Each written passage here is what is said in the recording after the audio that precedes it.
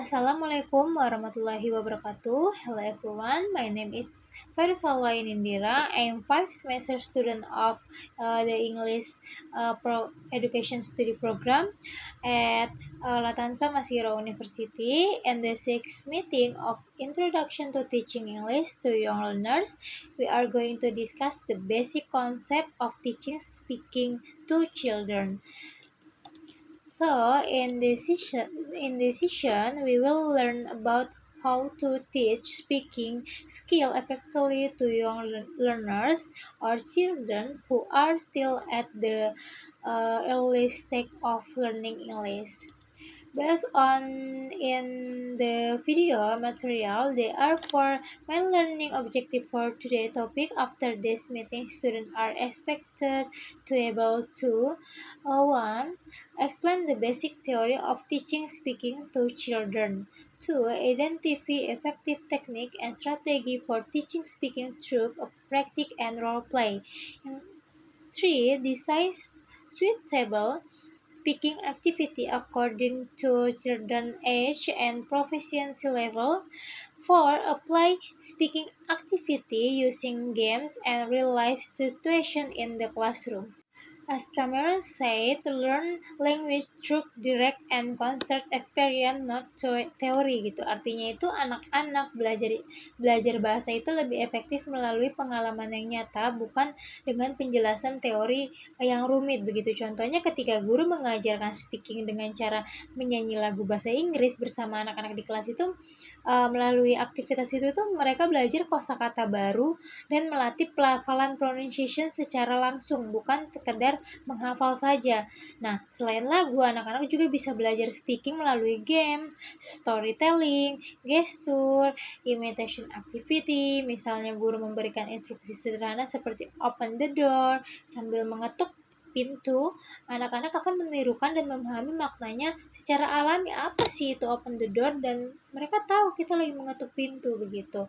Nah, juga ada goals of teaching speaking to children. The goals of teaching speaking for young learners are 1. Helping children become confident in speaking English. Jadi melatih anak agar berani berbicara dan tidak takut salah dan percaya diri dalam mengucapkan bahasa Inggris. Yang kedua adalah encouraging children to use simple expression in real life contents. Membiasakan anak menggunakan ungkapan dalam kegiatan sehari-hari seperti good morning, how are you, and thank you gitu ya. Jadi membiasakan anak-anak menggunakan ungkapan seperti itu yang sederhana saja.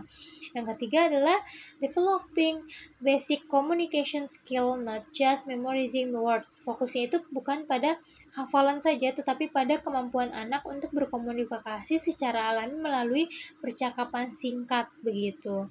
Yang selanjutnya adalah technique in the teaching speaking. Because the learner are children, the technique used must be fun, interactive, and contextual. There are several techniques discussed in the video.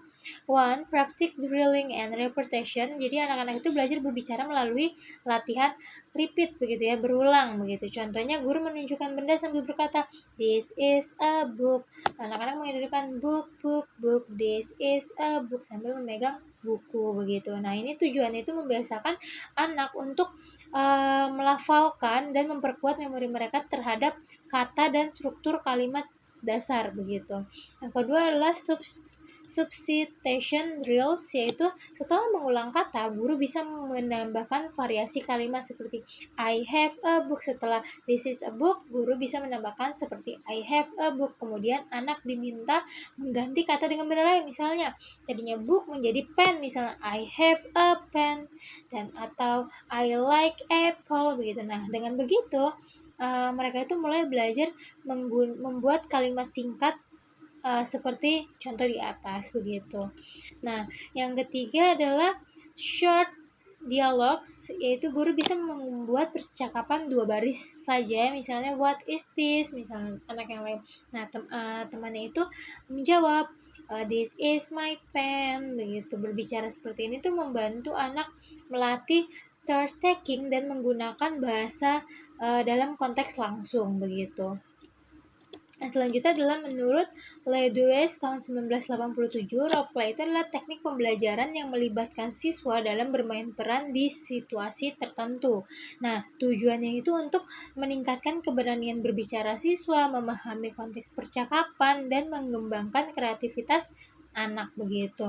Nah, langkah-langkahnya itu roleplay di kelas itu antara lain yang pertama repetition tadi, guru itu memperkenalkan tema dan kosakata misalnya fruit atau animals begitu ya. Yang kedua adalah modeling, guru memberikan contoh dialognya gimana sih gitu. Dan yang ketiga adalah praktiknya, siswa itu berlatih dalam pasangan, bisa juga berkelompok begitu ya, berkelompok kecil. Yang keempat adalah performnya, siswa itu tampil di depan kelas dari latihan praktik tadi begitu, praktik tadi gitu. Yang kelima adalah feedback, jadi guru itu memberikan pujian atau motivasi untuk anak, bukan kritik ya, karena ini kan masih anak kecil, jadi kita walaupun mungkin nanti anaknya salah, kita harus memberikan pujian terlebih dahulu begitu. Nah, karena anak-anak itu masih pembelajaran muda, jadi guru itu sebaiknya memberikan uh, umpan baliknya atau feedbacknya itu secara positif saja, seperti good job, very good, atau excellency, atau untuk menjaga semangat belajar anaknya itu begitu. To conclusion, teaching speaking to young learners itu shall be fun, practical, and meaningful gitu ya. Children itu learn best through direct experience, song, games, imitation, and role play.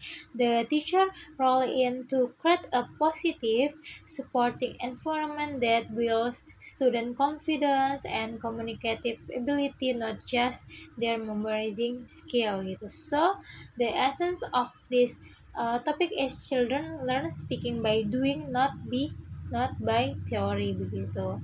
That's all for me, my Risam, about the basic concept of teaching and speaking to children. Thank you. Wassalamualaikum warahmatullahi wabarakatuh.